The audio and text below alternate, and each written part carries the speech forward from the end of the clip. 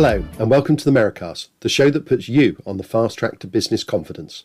I'm delighted that we're joined by the brilliant Joel Blake, OBE, entrepreneur, businessman, speaker and consultant.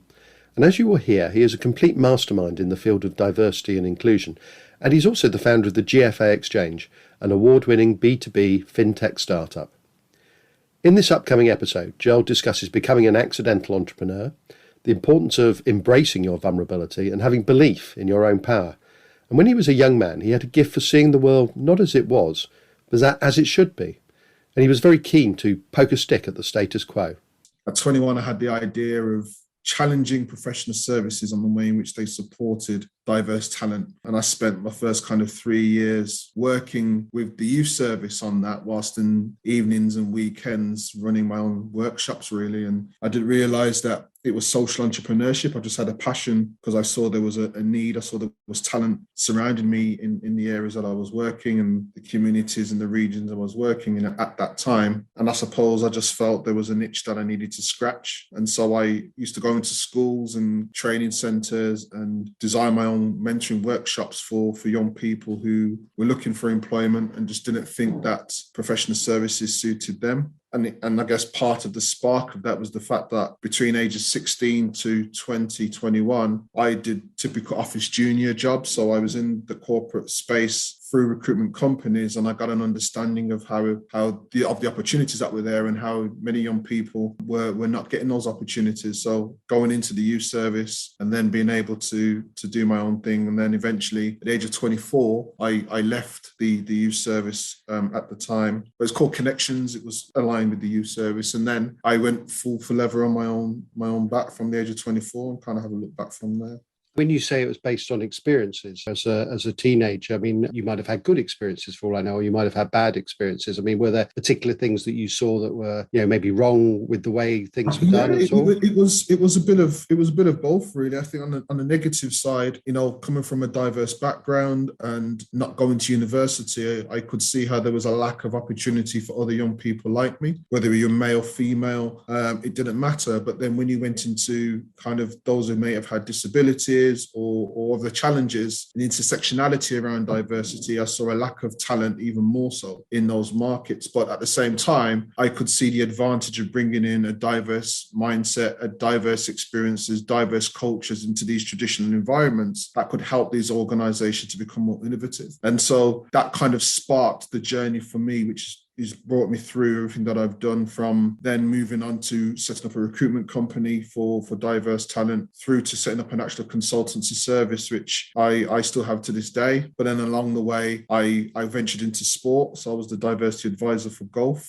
which is an interesting journey in itself, as you could probably imagine.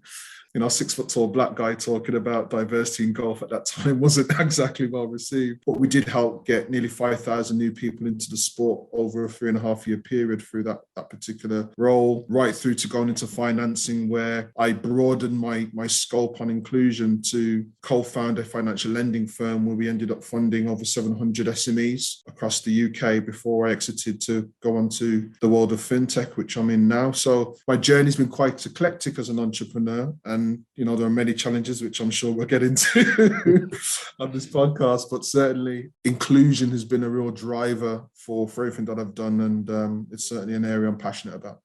In those early times, I'm just wondering, was there a fundamental lack of understanding around the subject of inclusion, or was there an understanding, but a kind of, yes, I understand and I'm broadly on board with what you're saying, Joel, but I don't know what to do? I'll be honest, Trevor, I think it was at all levels. I think it depended on the organisation you were talking to, and indeed the individual in an organisation who was almost championing the need for diversity. And let's be very clear, there's equality, diversity and inclusion, and there's a societal perception of what that means. But what I was doing was going into an organisations, once I matured a little bit more on terms of being the rebel and I suppose the activist to a degree, and really looking at it from a commercial point of view for organisations. There became a point where I focused my inclusion work around the commerciality of what it actually means to be truly inclusive as an organisation. Because let's be honest, Every organization is going to think about their bottom line, right? Otherwise, what's the point of being in business? No matter how conscious you are of social impact and doing the right thing, the reality is that you need to grow a business that's going to make a profit, and what you choose to do with that profit, whether social or commercial, is up to yourself. And so when I went into these organizations, when I matured a little bit more, I started talking about the financial aspects of inclusion. More specifically, it's about engaging new customer markets. It's about reducing churn in your business because you've got more productive staff from more diverse backgrounds who are helping your organization to become more innovative. It's about looking at your supply chain and looking at the impact you're creating in the markets that you're operating in, because you're thinking more inclusively about how you operate your business. But once I started connecting in that way, it opened up the conversation in many different sectors, in many, many different ways. And so the societal view of inclusion and diversity, and many of my peers who look at diversity consultancy in that way, it's absolutely admirable, and it's absolutely important to continue to focus on EDI in the way that we understand it in a societal way. But we also have to acknowledge that these organizations out there, whether they accept it or not, they understand the impact of it on its bottom line if you can show them in that way. And that's the area that I kind of niched in. And that's what took me into financing and took me into fintech. It was about inclusion in a completely innovative way that adds value to the individuals as well as the commerciality of the businesses themselves. And we have to get that balance in this modern day to make it work. So you went in, you taught the language of business, and then suddenly you started to enter a different kind of debate, sort of when you were doing that. But the figures still aren't very good. I mean, in aspects of diversity, I'm thinking particularly racial diversity. I don't know if that's true or whether the figures bear me out on that. But what's stopping more progress happening? I think personally, I can only speak personally, there's not enough diversity at leadership and decision-making positions within most organizations who have the power to create the type of impact that's needed. It's often, it's something that's actually provided for the benefit. It's almost the beneficiaries are told what they need rather than having the beneficiaries of the support at that decision-making table when policies are being created, when strategies are being created, when plans are being created. And for me, it's no different than making sure you're having your customer's voice at the heart of your business. It's just that when it comes to inclusion, there's almost this cloud of uncertainty and cloud of misperception all of a sudden because it's inclusion and diversity. And I'm kind of like, well, if you listen to your customer will tell you things that you don't already know in order to support them better. So why is inclusion any different? Now, don't get me wrong, I'm not being naive here. There is still blatant discrimination. There is still genuine ignorance, but there are very much, in this day and age, there is very much more appreciation, understanding, and a desire to learn more, to be better within organizations. But as I say, it just depends against who you come across and their importance and their priority that they place on that area. For me, in where I am at the moment, inclusion is about innovation. And so it's about how do you practically make inclusion something that adds value to the organization in ways that you never ever experienced before, that helps you to be more competitive, that helps you to add value to your staff, to your stakeholders, to your customers, et cetera, et cetera. And that's kind of an exciting space because there are no answers to that. I mean, but just in your answers and the way you're talking about then and now, I mean, the way you're talking about it and the sorts of cases you're putting forward, if you like, have clearly evolved. I mean, I'm interested in this in terms of your personal journey, because clearly at that young age, you were talking probably in a slightly different way to the way you are now in terms of the evolution. I mean, when your passion and your sense of righting a wrong or justice is your passion and your driver, I mean, passion is often seen as a great thing in business. But is it something that you found that you had to sort of change the way you were thinking in order to, from speaking to people who might have been underrepresented, employees or potential employees, to go and talk to employers? I mean, did you just have to evolve, and did you find that an easy evolution to make? It's a great question, actually, Trevor, because the application of passion is never easy, because it doesn't matter what business you're in or what sector you're in. Passion can be seen as very fluffy to some people. Passion can be seen as, it's too much. You're not serious. You just you got your head in the clouds type of thing. But passion could also create new conversation. And passion can also open up new doors. And so as I've evolved as an entrepreneur and as a businessman, I refuse, and I make no apologies for being passionate about what I do, but I've also learned how to harness that passion within the environments and with the audiences that I engage with. So I understand how to leverage passion. Whereas before, arguably, it will be, I'm saying this is what I feel, you have to listen to me, which rings true with the converted. But when you're trying to bring an idea or a product or a service into a market, whether it's competitive or not, you have to make sure you're adapting your message to that right market in the way that they wish to receive it. Not, even if your approach is correct, you still have to make sure you tailor your message to your audience. You tailor your message to their needs and their wants, not what you think they need. Not, and for me, that's very, very important. It's that ability to adapt and be agile without losing the authenticity of what you're trying to provide in terms of value.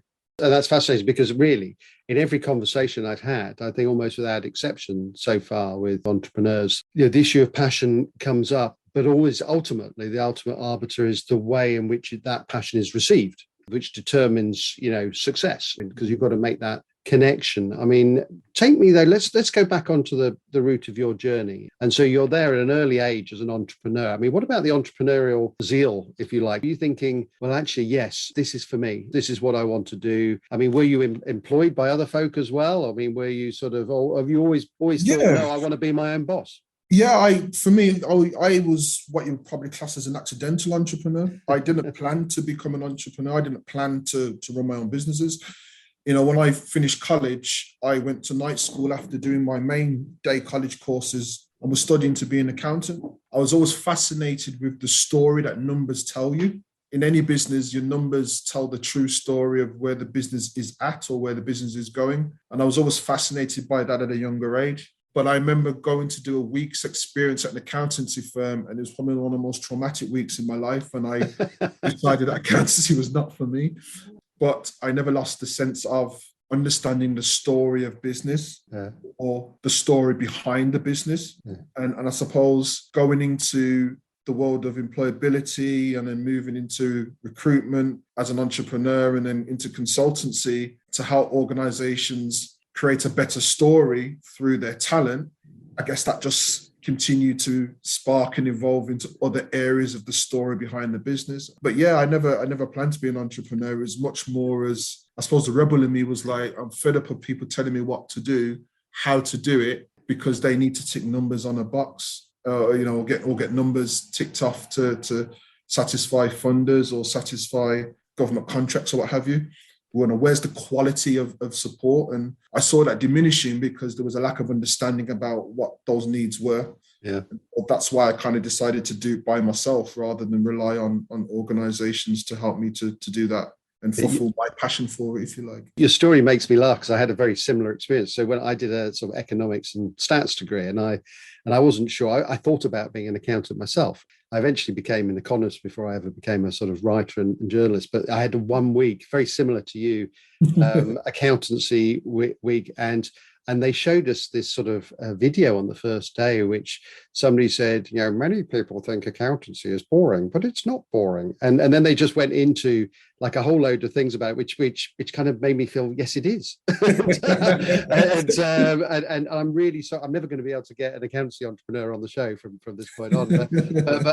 But for me, it was my kind of bucket of cold water that sort of told me I didn't want to go down that path. But I do get where you're coming from, the fascination with numbers, because numbers, I felt a comfort in facts that I was thinking I actually know what's going on, which is how I ended up in. And to be honest, Trevor, I mean, I say to peers and I say to colleagues and indeed, my mentees that as an entrepreneur, you must know your numbers, and they need to be your fingertips at the tip of your tongue. You need to know your numbers, because no matter who you talk to, whether it's your potential customers or investors or whomever is involved in your organization, you need to be able to tell them the story of your business, and your numbers always tell the best story. You can fluff it up all you want with marketing and sales patter and social media accounts and all great stuff. But the reality is that the numbers don't lie. And I suppose in my early days, I was one of those individuals where, you can tell a great story, but you didn't have enough experience to put the substance behind the business. You kind of running at this by the, flying by the seat of your pants. You're being the salesman, the marketer, the accountant. You're doing all roles. And arguably you could argue that I'm still doing that in some ways, although I've got teams and people doing extra. But I always need to know what's going on in all aspects of the business. So I want to know the numbers in the sales, between the sales team and the marketing team. I want to know how much customers we're retaining. I want to know what deals are coming. You know what I mean? I need to understand the numbers. I might necessarily be doing all the work, but I need to understand the numbers.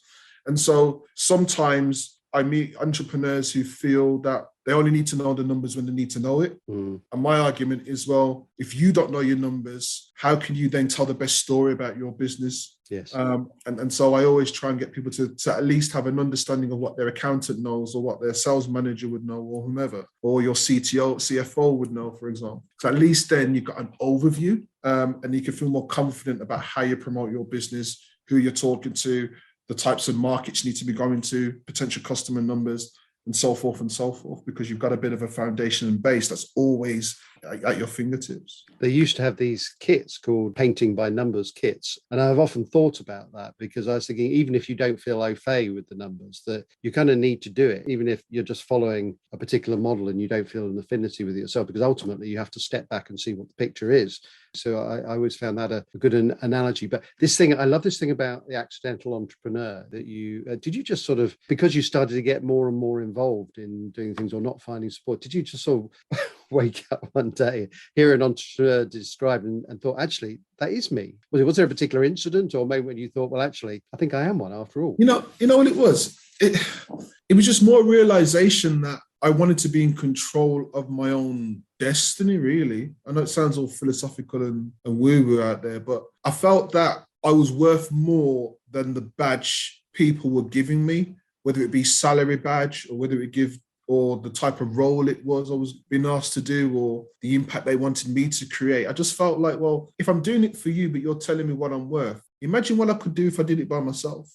So it was much more about a level of self-belief, recklessness at the beginning, because, I literally overnight, I said to my wife, you know what, I don't want to do this anymore. I want to start my own business. And within a week, I made my own business card. So I bought myself a £10 laminator, some cheap card and some cheap plastic, and I made my own business cards. I made the mistake of renting out an office, thinking that's what you needed to do in business. You needed to have an office location. I spent money I didn't need to, thinking I was in business, when reality, with hindsight, I could have just started from home and just took my time. And I think that's the mistake that we make sometimes, entrepreneurs, that we get so passionate about what we are. We get so passionate about our passion, we sometimes forget the reality. And the reality is that you need to balance that passion with a sense of managed progress. Because on the flip side, you can really grow really, really fast and be fantastic as a business, but have no processes and systems and policies, and everything crumbles. It's like building a house on quicksand. So you've got to get that managed process and balance right, which only comes through experience of understanding how you get it wrong.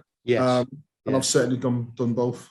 What are the things that perhaps you did get wrong, or challenges that you faced along the way? Yeah, I mean, gosh, where do I start? Taking out business loans that I didn't need, and then having to spend all my time trying to generate enough revenue just to pay back the loan. Taking on board the wrong customer because they were bringing in revenue and they became the majority of income for the business. So I was almost just, I was serving one customer for a long period of time in one business, which nearly killed the business. Trusting the wrong people to bring into the business and to work with you or for you, both as partners and employees. Yeah, just, gosh, going through a bit of I wouldn't say a breakdown as such, but certainly being on the edge and not wanting to come out of the house, and you start doubting yourself in every aspect of your life because you haven't performed in your own business at the standard that you expected yourself to. Which, by the way, Joel, is far more common than perhaps you realise. Because mental health is an issue, man. My dad suffered from that. I mean, a couple of the interviewees I've interviewed have had either went through those sort of mental health challenges, or they fought shy of doing things they should have done years ago. Somebody I know who I interviewed was kind of living with what was effectively imposter syndrome, that they just didn't believe that they would have anything to say that anybody would want to hear. And when they did say it, they suddenly became almost millionaires overnight. And it's funny. It's funny with that actual point. Sorry to cut you, Troy, but that's a really great point. This whole notion of imposter syndrome. I think I've suffered that in my own career, particularly, when I was in the early days of kind of the EDI space and really going into some of these organizations and getting slated or just getting challenged on what that actually meant for them. But even within going into spaces that traditionally, arguably, I'm not supposed to be in terms of, I'm not from a technology background, but I run an award-winning fintech company, and things like that. So you do get imposter syndrome, but the thing I've recognized over the years, Trevor, is that it's a psychological state of mind. And the only reason why you feel like you're an imposter is because you're positioning your value in the wrong way. You see, you're not an actual imposter. What you're doing is allowing others to dictate the power of your value. So then you internalize that into a negative state, and then you create a negative state of mind. What I've learned is that if I feel like I'm being an imposter in inverted commas, it's because I haven't truly connected my value with the right market or in the right way, or it's with the wrong audience. Because when I say to you that I'm so in belief of my own power, I don't mean that in an arrogant way, but what I mean is I'm so in belief of what I can do. If it's already created in my mind, you cannot tell me it's not going to happen. You can tell me that I don't have the resources yet. You can tell me I don't have the market yet. You can tell me I don't have the opportunity, but you cannot tell me it's not going to happen. Because that's the level of belief I have in myself. Now, will it happen in the way that it's shaped in my mind? Maybe not, because I'm not in control of all external factors that could affect my ability to deliver the model I've got in my mind. But you cannot tell me that the outcome that I'm trying to deliver can't be achieved. So I've learned to use that mentality when I felt that I'm in these phases of imposter syndrome or I'm feeling vulnerable. Because it reminds me and it centers me on the fact that all the blood, sweat, and tears that people don't see has actually shaped the value that I can provide. It's not because of those things that I can't provide the value. It's the opposite. That's really important, I think, because a lot of these comes down to a sort of fundamental lack of self-belief sometimes, that they see any faults or foibles they may have as a limiting thing, and actually it's part of a learning thing. I want to come back to that in just a minute, because that's really, really interesting. But just in terms of you said something very interesting about being too reliant on one customer. Now, that's something we've not had actually come up, although I've experienced that personally when I was helping to run another business where we had a very major customer. And the first thing, I arrived as a director in that business, and I asked the team that I'd inherited, how they're feeling about things, and they basically said they were as miserable as sin. And I said, well, why is that? And they talked about this customer who was a kind of bully customer who was kind of phoning them up all hours of the day and sometimes night, being very, very demanding, was their biggest client by a long way. And I listened to these stories. I went to my boss and I said, well, what do you think we should do? And she said, well, no, you're in charge now. What do you think we should do? And I said, well, if it was down to me, I'd get rid of the client. And she looked at me straight in the eye, to be fair to her, and said, well, okay, if that's what you think you should do, let's do. And I say, but it's our biggest client. They go, well, let's just see what happens. And so to cut a long story short, we did. And it had an intended effect and an unintended effect. The intended effect was that suddenly we didn't have that money coming in. The unintended effect was it lifted everybody in the place massively once this customer had gone. And also the delayed positive effect of the financial thing was that we suddenly had enough time to go out and find more customers. And, and within 3 weeks, we had 3 customers just as big each, and everybody was a lot happier. I don't normally tell long anecdotes in these interviews, but I just wanted to talk about that one, because this whole thing about being over dependent. I mean, did you feel, as I did at that time, that if you're just working for one customer, you might as well just be in an employment situation? Yeah, absolutely. Yeah. I mean, at the time, biggest customer bringing in the biggest amount of revenue. And at the time, it was, again, it was just me in that particular business. And so it was a solo founder approach I was taking with that business. And so when the income from that is for the business, but then obviously the business is paying you your salaries, and then it's taking care of home and all those types of things, you get both personally and professionally reliant on that client's value to your business. And that's a really dangerous territory. But because you're so close to it, you can't step back often and look at it in the right way. And you don't look at the opportunity cost. In your example, you did, and 3 weeks later, you tripled the value by no longer working with that client. But when you're reliant on that client and it's, you're a solo founder or a very small business, it becomes very difficult to have confidence that in the future you can replace that client with someone else, let alone three. So what I had to do in that situation is be very clear about where could I create added value, or where could I leverage more value out of this relationship that enables me to do something else. And essentially the biggest problem that that client had that we were supporting them with, there were bits within that problem that spawned out other services, which enabled us to widen our market opportunities into other markets. So over time, so we didn't get rid of them, but over time, we reduced our reliance on them by spinning out added value from what we were doing with them. So we had a slightly different approach than get rid of them. We just said, we can bear the cost of supporting them for X time. So during that time, what added value can we leverage out of it? And that's how we supported ourselves, or how I supported myself, and then worked with others to leverage that down the line. And that's a good way to sort of kind of move on from that very kind of awkward, almost like Gordian knot that you have with a sort of single customer, or nearly just a single customer. I mean, the thing you said just now about the belief of my own power, I want to come back to that. I mean, we always talk, and our listeners always ask us about important lessons, the people we interview have. Is that the most important one, or are there others at all? I think there are many lessons you learn as an entrepreneur, and everyone has different experiences. I think there's many consistent messagings out there, I suppose. But I think for me, that belief in your own power is because it's not about me. It's about the value that I can create with that power to add value to the lives of the people that we want to support, the businesses that we're trying to help grow. And so from a technology point of view, the belief in power is about the belief of our products and service and how that adds value to large organizations who go on to support the small businesses that we want to see grow, so that we want to work with through them.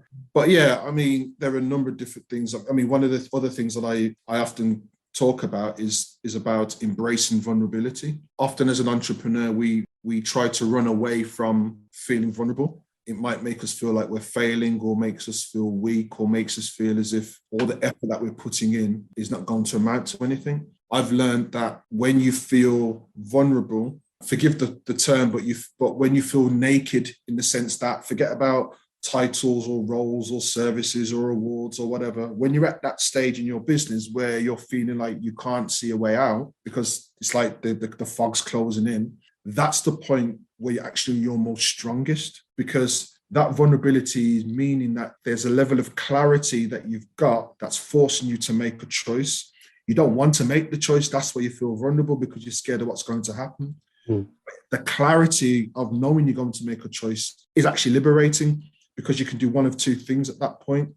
You can either go 10 steps back to what you've been used to doing because it makes you feel comfortable. It gives you a place and a safe place for security, whether it's mentally or physically. But you go 10 steps back to what you already know. You might not like it, but you're used to it because you've been there. Or, and what is often the most scary, is that you can take a half a step forward into the unknown. The problem is the half the step onto the unknown is unknown.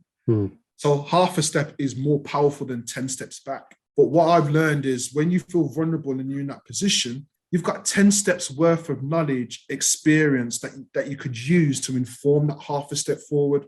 Yes. And that's the clarity, and that's the power. You already have got the lessons that can inform that next half a step. And I'm not saying the next full step, half a step. That half a step could be an email cry for help. It could be a phone call.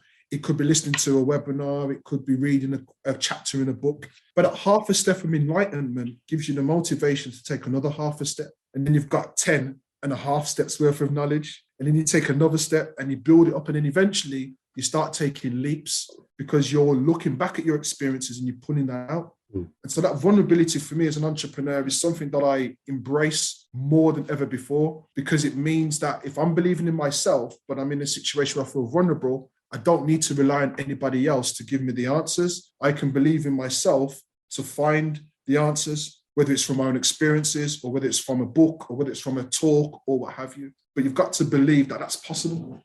Now, I want to extend the analogy a little bit, maybe twist it slightly, because what if that half step, I know a lot of people who do take that half step forward, and then for some reason, maybe it doesn't work out for them. And then their kind of mindset almost becomes reinforced, that they actually say, well, I tried that and it didn't work, and so on. And that one example, somebody once said of me, in fact, that you were brave enough to jump off the top board at the swimming pool, not figuratively, not literally, but then as soon as you went under the water, you swam back to the shallow end. Because what happened was that I took the step, but then I thought, well, I've done that now. And I kind of regressed slightly because I was slightly worried about, could I carry on treading water? I mean, so there are people who do take that step, but I guess you just have to keep on. You have to make a commitment of what happens once you land in the water as well. So, but here's the thing for me, Trevor. In that analogy, there, it's not about the fact that you swim back to the shallow end; it's the fact that you jumped at all. So the lesson's not in the swim back to shore; it's in the jumping. And therefore, what gave you the confidence to jump in the first place? What got you jump again? Yes, and well, I am jumping right now as it happens in terms of a launch of something we're doing this autumn, but I'm not here to plug that because I'm here to interview you. Our listeners will get plenty of chance to hear about it. I asked that, and to be fair, you don't really need to answer, because I asked that on the basis that if you jump again, there's two things that are going to happen. You've got to slap the water in the same way that you did last time, and you're going to feel the same pain. Yeah. Or you're going to learn how to jump better. Yeah. So it's not about jumping and then deciding to go back to shore. Yeah. It's about being the best jumper that you can. Okay. And so the half a step is not the swimming back. The half a step is learning how to be a better jumper. So let's not jump next time. Let's just dive in. Well, how do I learn how to dive? And it's the confidence of learning how to dive, which will give you the confidence to learn how to swim forward instead of back to the shore. So sometimes as entrepreneurs, we forget, we focus so much on the success of the destination that we forget about the power of the journey. Okay. And that for me is the difference between the two. It's not about, because I can't control the future. What I can control is the present journey that I'm on. And if I focus on that, then the future will take care of itself, because I can't go back and change the past. So, but a lot of people, despite the good talk, would say, I'm only going to focus on today. I'm only going to focus on the task at hand. It's almost impossible, isn't it? Because if the debts are piling up or the business isn't coming in, it's not that you can't think about the future. I guess it's how you put a filter on the future, because you kind of need to worry about it a bit in order to be able to make sort of sane judgments in the here and now. Yeah, but it's finding the end goal then and working backwards and saying, right, what can I now do in the present to take me a step closer to that end goal? Right. If the debts are piling up, there's no business coming in, then what do you need to do to help reduce that? Focus on that. So it might not mean being able to get the contracting at the level that you want. Could you partner with somebody else and create some added value with their client? Could you use your talent and skill in a slightly different way to try and get to a starting point? It's just trying to think much more inclusively about where you're at that moment in time. But don't get me wrong, I totally agree with you. It's not all singing and dancing and we can do it and it's motivating, we're going to make it happen. Because the reality is that some days you just don't want to face it. I want to move on to what you're doing now, because you're dealing with sort of inclusivity still, but you're in what I think are two very exciting sectors, fintech. They all seem to be used together these days. How did you get involved with that and why? Yeah, so in my previous business, I co-founded this lending firm. And we were funding SMEs across the UK. And then whilst we were doing that, we recognized that there were many businesses who weren't getting access to finance because they just didn't fit the criteria of lenders, and including us. We were part of that problem. And because of my background around inclusion, I just felt there was an itch that I wanted to scratch, because if we had that problem in our business, other lenders must have similar challenges too. And our business was changing as well. So roles, responsibilities beginning to get merged and what have you. So I exited the business to kind of scratch that itch, really. And what I found was that lenders have their own criteria of making lending decisions, but often their lending criteria and decision-making is biased because it's tailored to what they're ideally looking for their lending profile, one. But then often there was enough information about new types of potential businesses wrapped into that lending process. So assessing risks of businesses outside of the profile became a risk-averse action. Yeah. So I thought, well, what would happen if we could use technology to tease out all the intelligence about these new lending opportunities that these lenders don't have, give it to them, and give it to them in a way that doesn't change what they're doing internally, but helps them to make a much more informed decision because we're giving them added value insight. And then what could happen if you do that at scale? And that's what we've done. So we built an AI platform that does exactly that. So we benchmark and monitor the performance of businesses within a lender's portfolio, and then we give them insight on their own clients that they don't have to help them to reduce risk and improve access to finance to underserved groups that we identify for them. And that's relevant also within the investment space and in the wealth asset management space as well. Okay, so I'm interested in this. Given your own development as an entrepreneur, so are you an expert now in fintech in that area, or have you just got lots of really good people around you who are the kind of finny and techie bits of it, and you're expert at being an entrepreneur and guiding them to a sort of happy outcome? I think, Trevor, I allow other people to give me whatever labels they feel, to be honest, because I wouldn't say I'd say I'm an expert in terms of inclusive business support within fintech, because I've taken all my experiences, merged it with technology, and brought the added value into the market on that basis. But there are a great number of great fintech owners and entrepreneurs out there who are far ahead in terms of their area of work and what they're doing. But I think where my difference is that regardless of size or sector they're in, I'm opening up new market opportunities by highlighting the value of businesses that are often not looked at because they don't fit people's traditional criteria. And if we look at what's happened with the pandemic and what could potentially be happening with the economy moving forward and the impact of that, managing risk is going to become even more important for those who provide finance, whether it's lending, investing, etc. So we're in a great position as an organization to be nimble and agile enough to meet those needs at scale. And the fact that we launched in the middle of the first pandemic, we've learned the hard way how to build a business that adds value to the financial services market at probably the worst time, or one of the worst times in history for the financial services market, and survived. We won FinTech of the Year earlier this year for our work in financial inclusion, which was amazing, for an award. It was sponsored by, I think it was JP Morgan who sponsored the award, which for us was a great, and through the Black Tech Award. So it gave us a real kind of stamp to say we're doing something good, but it also meant that we've got to really double down on our value to ensure that we can continue to meet our purpose as an organization. Is there one challenge in that sector then around inclusivity that's bigger than the others? Is it racism? Is it sexism? Is it ageism? Because, in my mind, I think of a lot of young entrepreneurs. I mean, maybe that's me being ageist against fintech entrepreneurs. I don't know, but you tell me. It's a great question, but again, it's a great question, Trevor. So this is the thing. It's not either or. I think when we talk about inclusion, we often go to the ones that we traditionally hear about all the time. So gender, race, are often the first two that are often spoken about. Then disability to a degree, ageism definitely is one that needs more support, etc. But the way I look at it is that inclusion is about opportunity. So if an organization is not supporting a women-led business or a socially driven business or what have you, they're missing out on a new market opportunity. And I think we're living in a world where ignorance is not bliss. Why don't you understand the needs of those market opportunities? Why is it that you're not opening up the way that you assess risk to support those businesses? Because just because they are a particular theme or characteristic does not mean they're not a good, healthy, growing business. So if they're not suitable for you, then they'll still be suitable for somebody else. So I think the whole financial services market has a responsibility to be more open, but more importantly, take more action to support all types of businesses. Because if we can support more SMEs at scale globally, but if we focus on the UK, imagine the level of contribution that those businesses can make at the highest level, as well as at grassroots. So for me, it's a no-brainer. It's not about either or whatever characteristic. It's about a business. How do we help that business to be the best business that they are, regardless of any difference that they have? And that's what we drive. That's what we focus on. And that's great to understand it in that context. Slightly lighter question. I had no idea that you were an awards compere until I was sitting in the audience. You and I met, of course, as judges of the Business Book Awards.